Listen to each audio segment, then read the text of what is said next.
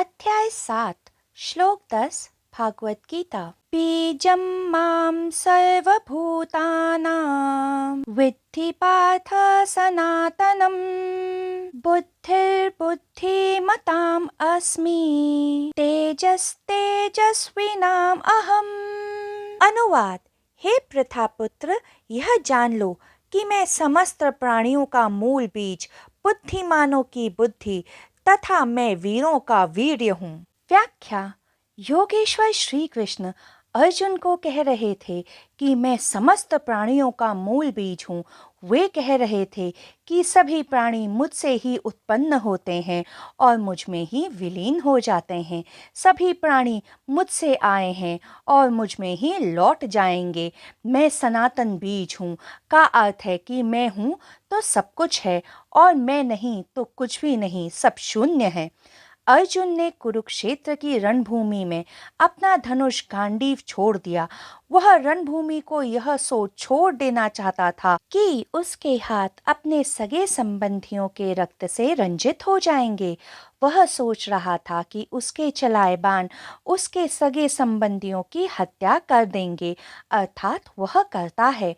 परंतु योगेश्वर श्री कृष्ण अर्जुन से कह रहे थे कि हे प्रथापुत्र, तू निश्चित होकर युद्ध कर, क्योंकि यह मेरे कारण ही जी रहे हैं और जब तक मैं जी रहा हूँ तब तक इन्हें कोई मार नहीं सकता है। तो ना ये तेरे बाण चलाने से मर सकते हैं और ना ही तेरे बाण न चलाने से बच सकते हैं। इनका होना या ना होना मुझ पर निर्भर करता है, क्योंकि मैं ही सनातन बीज हूँ। यदि मनुष्य ये समझ जाए कि परमात्मा ही समस्त प्राणियों का मूल बीज है, तो वह अपने कर्ता होने के मोह को, अहंकार को त्याग पाएगा, क्योंकि उस दिन वह सहजता से स्वीकार कर लेगा कि जो हो रहा है वह ठीक है और जो नहीं हो रहा है वह भी ठीक है। जब मनुष्य का कर्तापन नष्ट हो जाता है तभी वह परमात्मा की ओर बढ़ पाएगा।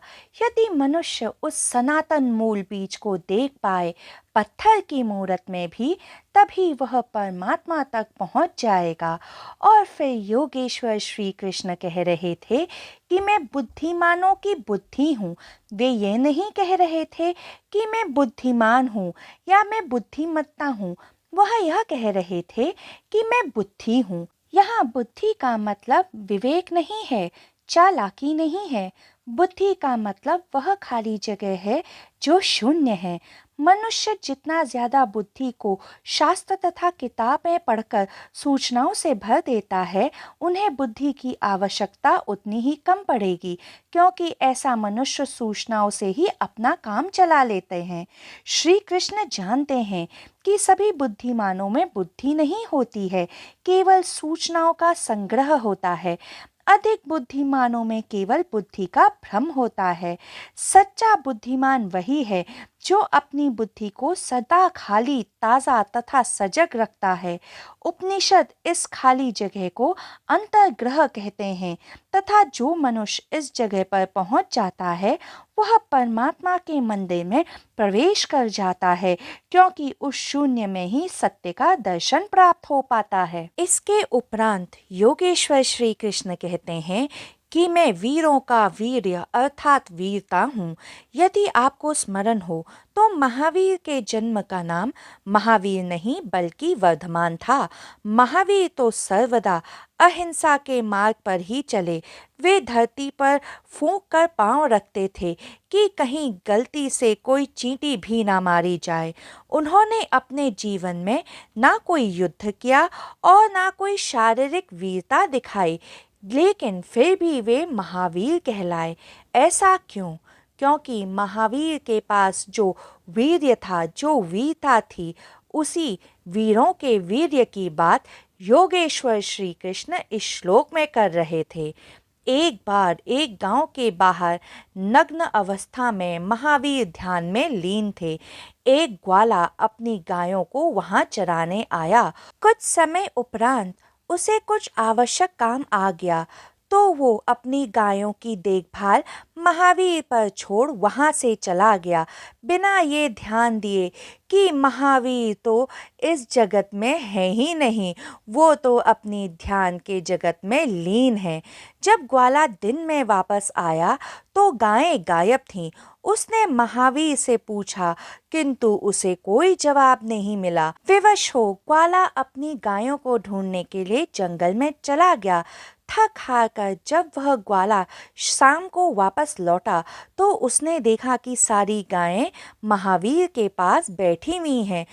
यह देख वह इतना क्रोधित हुआ कि उसने महावीर को गालियां देकर मारना शुरू किया। उस पर भी जब उसका मन ना भरा तो उसने महावीर के कान में खूंटी ठोक दी।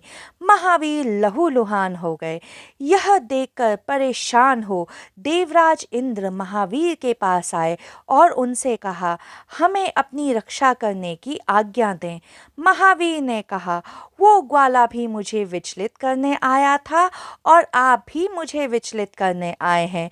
मुझे छोड़ दो मुझ पर। अब मैं अकेले काफ़ी हूँ। इस पृथ्वी पर एक ही वीरता है, अकेले होने का साहस करना। जन्मों जन्मों बहुत रक्षक, बहुत संगी साथी मिले, किंतु वे अंततः मेरे लिए कारागृह की दीवारें ही बन गए। वह मेरे दुखों का कारण ही बन गए। अब मैं अकेला काफ़ी हूँ। इस पृथ्वी पर एक ही वीरता है, अकेले होने का साहस करना। क्योंकि शक्तिशाली से शक्तिशाली मनुष्य भी, वीर से वीर मनुष्य भी कभी अकेला नहीं होता है। कम से कम अपनी रक्षा के लिए तलवार तो रखता ही है। किंतु अगर अगली बार आप किसी के हाथ में तलवार देखें तो समझ जाएं यह मनुष्य भीतर से कायर है, नहीं तो तलवार की आवश्यकता ही नहीं होती। महावीर को देखें, वे नग्न खड़े हैं, हाथों में एक लकड़ी का टुकड़ा भी नहीं है, इसलिए वे वर्धमान नहीं महावीर है। ज्ञात रहे महावीर की यह वीरता, यह वीर्य दृश्य नहीं है, अदृश्य है। और योगेश्वर श्री कृष्ण कह रहे थे कि मैं ऐसे वीर की वह अदृश्य वीरता हूँ।